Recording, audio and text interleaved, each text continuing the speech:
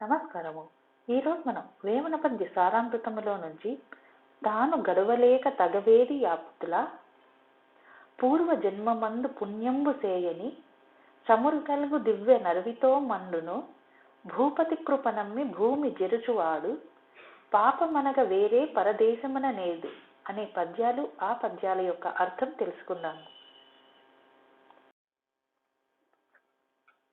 తాను గడవలేక తగవేది ఆప్తుల జేర నివ్వడనెత్తి చెనటి గోవు చేనిలోక బొమ్మ చేసి కట్టిన ఎట్లు విశ్వదాభిరామ వినురవీమ.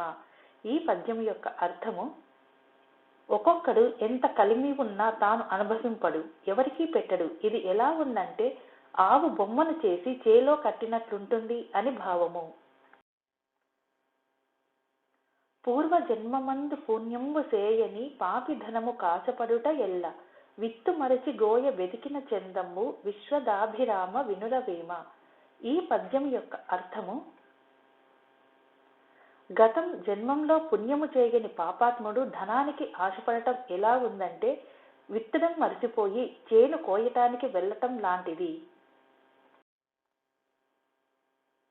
చమురుగల్గు దివ్య నరవితో మండును చమురులేని దివ్య సమసిపోవు తనువు తీరునేని తలపు తోడనే తీరు విశ్వదాభిరామ వినురవేమ. ఈ పద్యం యొక్క అర్థము: దీపంలో చమురు ఉన్నంత వరకు మంచి కాంతితో మెరుస్తూ ఉంటుంది. చమురు అయిపోయిన తర్వాత ఆ దీపం ఆరిపోతుంది. మృతి చెందిన శవానికి ఇంకా తలపులేముంటాయి అని భావము.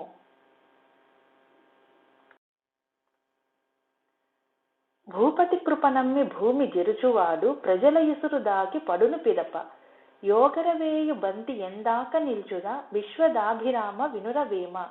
ఈ పద్యం యొక్క అర్థము: ప్రభువు దయను నమ్మి భూమిని పాడు చేసేవాడు ప్రజల ఉసురు తగిలి పతనమైపోతాడు. ఎగరేసిన బంతి పైన ఎంతసేపుండును, వెంటనే అది క్రిందికి పడిపోతుంది అని భావము.